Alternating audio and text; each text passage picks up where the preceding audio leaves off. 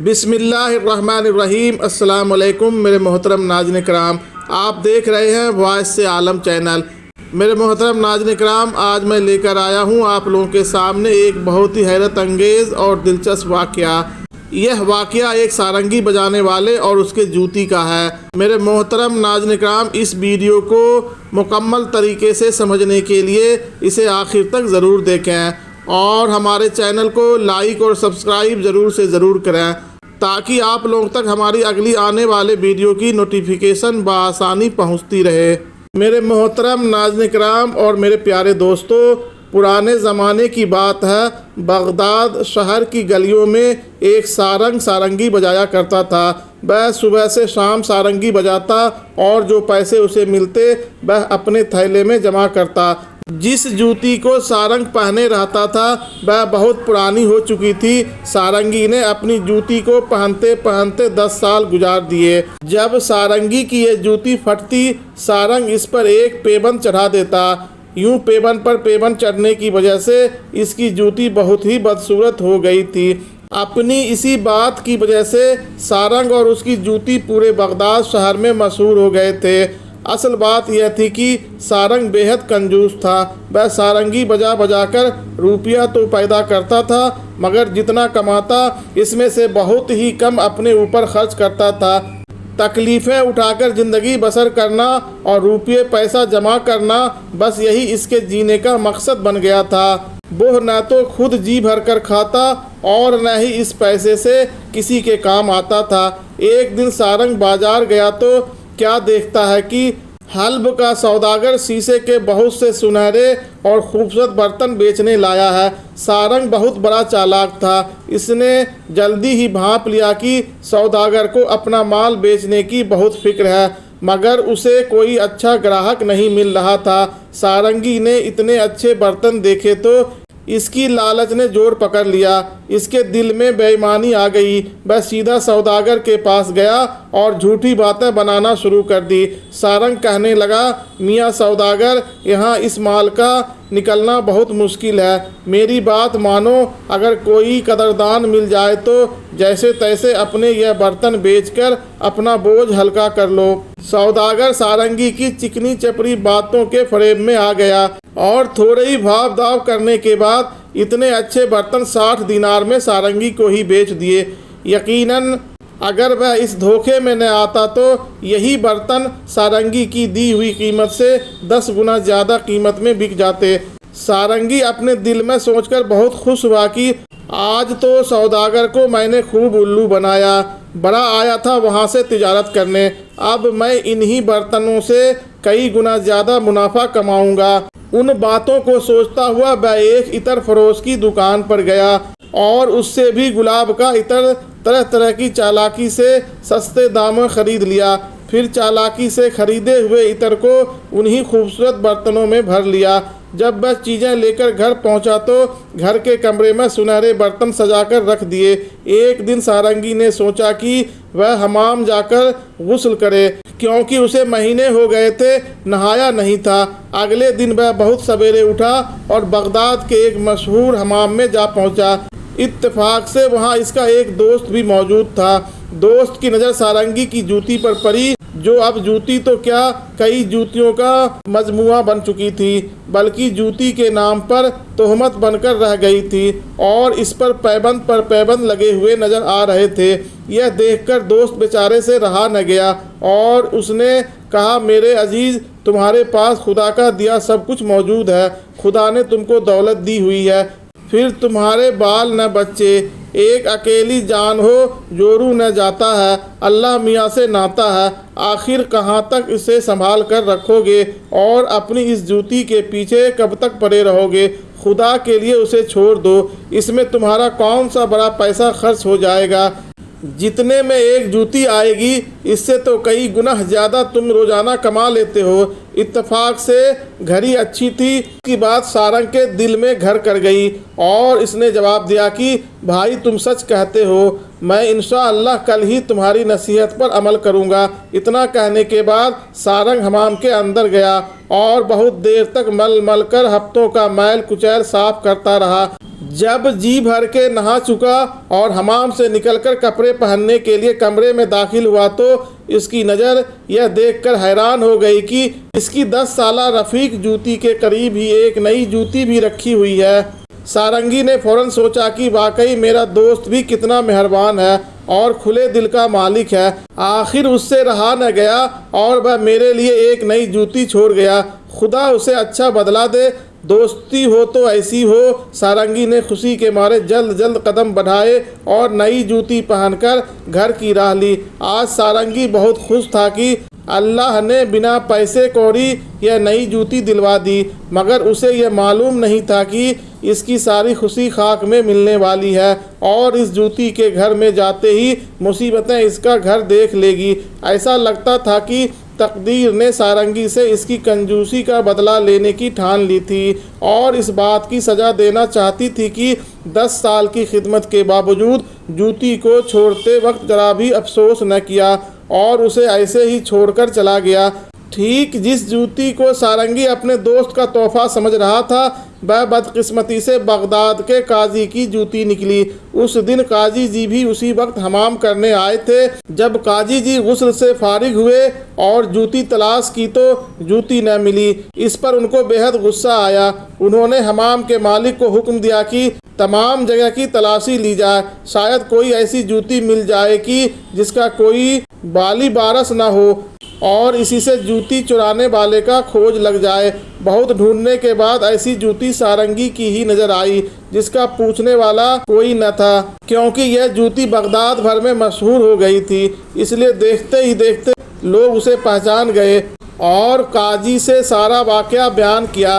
काजी ने जब यह हाल सुना तो अपने आदमियों को हुक्म दिया कि फ़ौरन सारंगी के घर को घेर लें और अंदर पहुंचकर जूती का पता लगाएं। उन्होंने ऐसा ही किया और घर की तलाशी ली तो काजी की जूती मिल गई। उन्होंने इस पर कब्जा कर लिया और सारंगी को भी पकड़कर ले आए, क्योंकि वह लोग अपने दिल में सारंगी को चोर समझ रहे थे।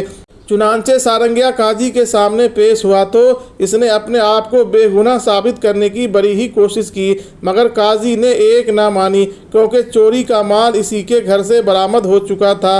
काजी ने सारंगी को कोड़े लगवाए और थोड़े दिन कैद के बाद एक बड़ी रकम जुर्माना कर दी। जब कैद की मियादी हो गई तो सारंग कैद खाने से छूट कर निकला। अब सारंगी का गमो गुस्से के मारे बुरा हाल था। वह कभी अपने आप को कोसता और कभी मनहूस जूती को सैकड़ों बुरी भली बातें कहता। यह समझता था कि यह सब इसी नहुसत की पोटली का असर है। अगर यह जूती न होती तो मैं बैठे बिठाए इतनी परेशानियों में न फंसता और मुझको तरह तरह की जिल्लत न उठानी पड़ती। यह सब इसी के करतूत है। सारंग अपनी इन हालतों पर जितना गौर करता, जूती पर इसका गुस्सा उतना ही बढ़ता जाता। आखिर इसने अपने जी में ठान ली कि सबसे पहले इस पुरानी जूती को इस तरह से दफ़ा किया जाए कि हमेशा के लिए इससे पीछा छूट जाए। सारंगी के जी में आई कि जूती को दरियाए दजला में किसी गहरी जगह पर डुबो दिया जाए। चुनांचे वह सवेरे ही जूती को एक पुराने कपड़े में लपेटकर दरियाए दजला की एक तरफ चल पड़ा और एक ऐसी जगह पर जहां इसका ख्याल था कि पानी की गहराई बहुत ज़्यादा होगी, उसने जूती को ज़ोर से घुमाकर फेंक दिया।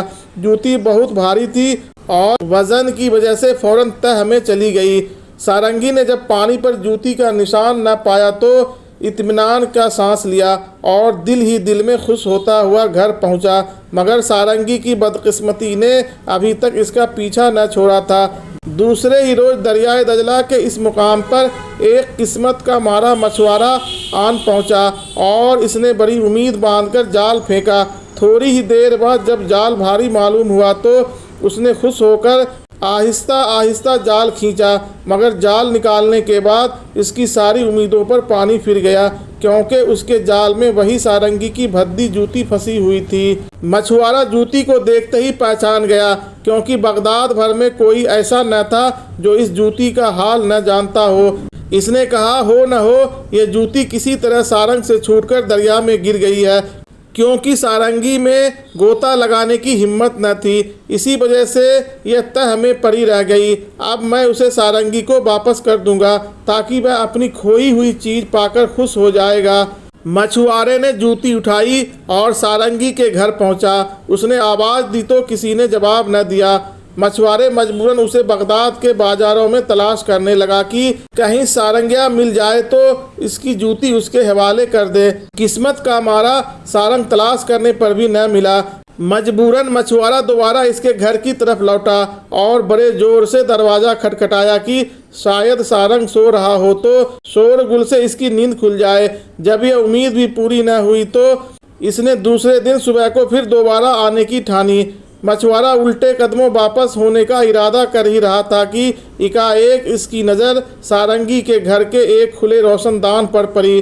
फौरन मछुआरे को ख्याल आया कि इसकी जूती को इस रोशनदान में से घर के अंदर फेंक दें ताकि सारंग जब घर आए तो उसे उसकी खोई हुई जूती मिल जाए। मछुआरे ने आओ देखा न ताओ, एक ही बार में जोर से जूती रोशनदान से अंदर फेंक दी।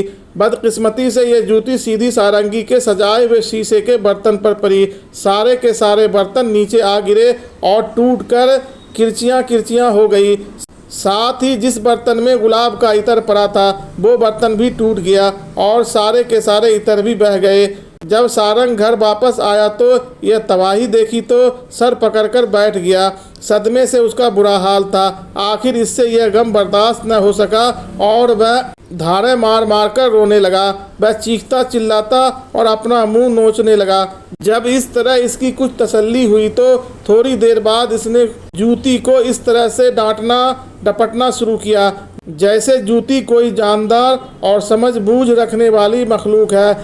इसने जूती से कहा, बड़ी मनहूस थी वह घड़ी ये मलऊन जूती जब मेरा तुझसे साबका पड़ा था। तू तो मेरा पीछा ही नहीं छोड़ती। ऐसा मालूम होता है जैसे तूने उम्र भर मेरे साथ रहने की कसम खा रखी है। ए जूती, तुझ पर 1000 बार लानत हो। तूने मुझे वो दुख दिए कि उठाए नहीं उठते। मेरा भी तुमसे वादा है, मैं भी तुझे ऐसे गड्ढे में दफन करूँगा जिससे तू क़यामत तक ना निकल सकेगी। ए लानत की मारी जूती, अगर मैं ऐसा ना करूं तो सारंगिया नहीं बल्कि चमार समझना। इस वक्त गुस्से के मारे इसका सर फटा जा रहा था और चेहरा लाल हो गया था। इसने एक कुदाल उठाई और घर के सहन में ही गहरा गड्ढा खोदना शुरू कर दिया ताकि जैसे तैसे जूतियों को इसमें दफन कर दे और इन तमाम मुसीबतों से निजात हासिल कर ले। रात के सन्नाटे में कुदाल के चलने से जो धमाधम मची, इससे मोहल्ले वालों पर दहशत छा गई। हर एक को यही ख्याल हुआ कि कोई चोर उसी के घर में नकब लगा रहा है और अब घर में घुसना ही चाहता है। वह डरते डरते घर से बाहर निकले और मोहल्ले के चौकीदार को तलाश करके यह वाक़या बयान किया। चौकीदार अपने साथियों को लेकर सीटी बजाता हुआ दौड़ता हुआ उधर आया। आखिर ये सब लोग सारंगी के घर पहुँचे जहाँ से ज़मीन के खोदने की आवाज़ बड़ी ज़ोर से आ रही थी। उन्होंने मकान के अंदर जाकर सारंगी को पकड़ लिया। इस मर्तबा सारंगी को हाकिम के सामने पेश किया गया। हाकिम ने इसको कसूरवार करार देकर बहुत सा पैसा जुर्माने के तौर पर वसूल किया और कैद की सज़ा अलग दी। अब की मर्तबा जब सारंग सज़ा भुगत कर निकला तो इसके गुस्से की कोई इंतहा न रही। इसने घर जाते ही सबसे पहले जूते से पीछा छुड़ाने की ठानी। जल्दी के मारे इसने सुबह का भी इंतज़ार न किया और रात को ही जूतियों का पुलिंदा में बांधा और बगदाद के एक बड़े सराय के पास पहुंचकर यह पुलिंदा सराय के नकासी वाले नाले में फेंक दिया। अब उसे पूरा यकीन हो गया था कि इस जूती की मनहूस सूरत फिर कभी नज़र न आएगी। मगर इब्ने आदम सोचता कुछ और है और होता कुछ और है। हुआ यह कि थोड़े दिनों के बाद नादवन की नाली बंद हो गई और इसकी वजह से आसपास खूब शरण मची। लोगों ने इस मसले का हल तलाश करना शुरू किया तो देखा कि नाबदन में कोई चीज़ फंसी हुई है जिसकी वजह से पानी सब तरफ फैल रहा था। लोग दिन भर कोशिश में लगे रहे कि किसी तरह नाबदान में फंसी हुई चीज़ निकल जाए। आखिर जब यह चीज़ निकली तो लोगों को यह देखकर सख्त गुस्सा आया कि यह वही सारंगी की जूती है जिसने लोगों को परेशानी में डाल रखा था। आखिर सब ने कोतवाल को इत्तला दी और सिपाही फिर सारंगी को पकड़ करके सामने ले गए। इस बार काजी ने 3 जुर्माने किए। एक जुर्माना इस नुकसान के मुआवजे के लिए जो उन जूतियों से पहुंचा था, दूसरा सराय के मालिक को अदा करने के लिए और तीसरा गफलत बरतने के लिए जब ये जुर्माना अदा करने पड़े तो सारंगिया की हिम्मत जवाब दे गई और उसे अब यकीन हो चला था कि यह जूती मेरा साथ हरगिज नहीं छोड़ेगी। चारों नाचार बेचारा किस्मत के फैसले पर राजी हो गया और दिल में यह तय कर लिया कि अब जूती को ज़्यादा नहीं छोड़े। फिर इसने जूती को खूब धोकर मकान की छत पर रख दिया और दिल में ये सोचा कि अब ना मैं जूती से कोई मतलब रखूँगा और न इसे मुझसे कोई वास्ता रहेगा। मगर बेचारे सारंगी का यह ख्याल भी गलत निकला। अभी जूतियां को छत पर रखे हुए एक ही दिन हुआ होगा कि न जाने कहां से हवा का एक भगोला आया और जूतियों को उड़ाकर गली में उछाल दिया। इस बार जूतियों का यह पलंदा गली में एक राहगीर के सर पर जा गिरा, जो बुरी तरह जख्मी होकर गली में ही गिर पड़ा। लोगों ने गरीब राहगीर के सर से खून का फव्वारा छूटते हुए देखा तो सब के सब इसके आसपास जमा हो गए और इसके जख्मी होने की वजह मालूम करने लगे। जैसे ही लोगों की नज़र जूतियों पर पड़ी, वह फौरन समझ गए कि हो ना हो यह सारंगिया की ही जूती है, जिसके करतूत बगदाद भर में मशहूर थे। एक बार फिर सारंगी को काजी के हुजूर में पेश किया गया और उन्होंने सारे मुकदमे पर गौर करके सारंगी पर बहुत बड़ा जुर्माना कर दिया और कहा कि आइंदा ऐसी गफलत ना करें वरना कैद खाने में डलवा दिया जाएगा। सारंगिया को यह लगातार जुर्माने अदा करने पड़े तो इसकी सारी जमा पूंजी जो इसने अपने थैले में जमा कर रखी थी वह सब की सब खत्म हो गई और वह अच्छा खासा मालदार होने के बाद मुफलिस और फ़कीर बनकर रह गया। आखिर इसने बहुत सोचने समझने के बाद काजी साहब से कहा, काजी साहब मेरी एक दरख्वास्त सुन लीजिए। दरख्वास्त की जिसमें उस जूती के हाथों जो मुसीबतें भुगतनी पड़ी सब बयान की। काजी साहब ने सारंगी की दरख्वास्त लेकर पढ़ी तो हंसते हंसते उनका बहुत बुरा हाल हो गया। वह हैरान हो गए कि आखिर इसका क्या फैसला करें। मजबूर होकर सारंगी ही से पूछा कि आखिर तुम क्या चाहते हो। सारंगी ने हाथ जोड़कर कहना शुरू किया, हुजूर बस मैं इतना ही चाहता हूँ कि आप खुदा के लिए इस जूती से मेरा पीछा छुड़ा दें। मैं इससे बेहद तंग आ गया हूँ और अब उम्र भर इससे कोई मतलब नहीं रखना चाहता। आप पूरे शहर में डंका पिटवा दें कि अब सारंग का इस जूती से कोई वास्ता नहीं रहा। इसकी वजह से किसी पर कोई आफत भी आई तो इसकी जिम्मेदारी मुझ बेगुनाह पर हरगिज न होगी।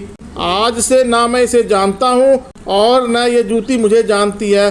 फिर इसने जूती की तरफ मुंह करके बड़ी दर्द भरी आवाज़ में कहा, ऐ राहतों की दुश्मन, ऐ आफतों की मखजन, ऐ बदनसीब जूती, ऐ जर नस्तों की कब तक मैं तेरे हाथों सदमे उठाए जाऊं। जा दूर हो इसी दम, फिटका तुझ पर हर दम। काजी को सारंगी पर बड़ा तरस आया और उसने पूरे शहर में मुनादी करा दी कि अब से इस जूती की वजह से किसी को भी तकलीफ हुई तो सारंग इसका जिम्मेदार हरगिज ना होगा। इस मनादी से सारंगिया के दिल को ढांठ सी बंधी। मैं हर जगह मशहूर थी। आखिर इसके किस्से एक से दूसरे तक पहुँचते पहुँचते खलीफा के महल में भी जा पहुँचे। मुसाहिब ने एक दिन इसका वाक़या खलीफा से बयान किया। इत्तेफाक से उस दिन खलीफा किसी बात पर बहुत नाराज़ था और अपने दिल में बड़ी ही बेचैनी महसूस कर रहा था। इसने जूती के जो यह हालात सुने तो इसकी उलझन और फिक्र दूर हो गई। गम की जगह खुशी ने घर कर लिया और वह हंसते हंसते लोटपोट हो गया। अब सारंगी की किस्मत जाग चुकी थी। खलीफा ने मुसाहिब को हुक्म दिया कि सारंगी को जल्द से जल्द हाजिर किया जाए।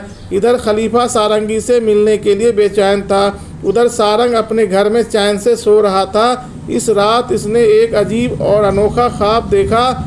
वह ख्वाब में क्या देखता है कि जूती इससे बातें कर रही है और वह सारंगी को डांट डपट कर यह कह रही है कि मेरे हाथों जो तुझ पर बलाएं टूटी है उन पर तो मुझ जैसी पुरानी साथी से नाराज है। इतना नहीं समझता कि मेरा इसमें क्या दखल है। यह तो जो कुछ किया खुदा ही ने किया।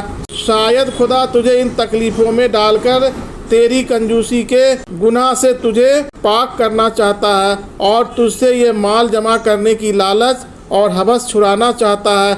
ए कंजूस सारंगी, तूने भी तो गजब कर दिया कि अब तक कभी अल्लाह की राह में एक दिरहम भी खर्च ना किया। 10 वर्ष से तो मैं ही यह तेरी हाल देख रही हूँ। अब अगर तुझे इस हरकत पर खुदा की तरफ से सज़ा मिल ही रही है तो इस पर ताज्जुब क्यों करता है? अभी भी कुछ नहीं गया। अगर तू मुझसे वादा करे कि फ़कीरों और मोहताज को अपने रुपये से मदद देगा तो मैं यकीन दिलाती हूँ कि तेरी मुसीबत टल जाएगी, क्योंकि जो शख्स दूसरों के काम आता है वही असल में खुदा की दी हुई नेमत का शुक्र अदा करता है और इसी से अल्लाह खुश होता है। सारंगी जूती की इस नसीहत पर बहुत खुश हुआ और इसने खुदा को गवाह करके जूती से वादा किया कि अब मैं इसकी नसीहत पर अमल करूँगा और पहले वाली बुरी आदतें बिल्कुल छोड़ दूँगा। अभी सारंगी ने ख्वाब में जो अपनी बात पूरी भी न की थी कि किसी के ज़ोर ज़ोर से दरवाज़ा खटखटाने की आवाज़ आई। घबराया हुआ उठा और बाहर गया तो खलीफा के सिपाही उसे साथ ले जाने के लिए बाहर खड़े थे। खलीफा का हुक्म सुनते ही इसने जल्दी जल्दी कपड़े बदले और सिपाहियों के साथ हो लिया। खलीफा सारंगी को देखते ही मुस्कुराया और हंसकर बोला, हाँ भाई, ज़रा अपनी जूती का किस्सा तो सुनाओ। सारंगी ने अपना सारा किस्सा खलीफा को कह सुनाया। यह किस्सा सुनकर खलीफा बेहद खुश हुआ और सारंगी को इतना इनाम दिया कि वह उम्र भर के लिए अमीर हो गया। मगर अब सारंग पहले जैसा कंजूस मक्खी चूस न रहा था। इसने ख्वाब में जो जूती से वादा किया था वह पूरा कर दिखाया था।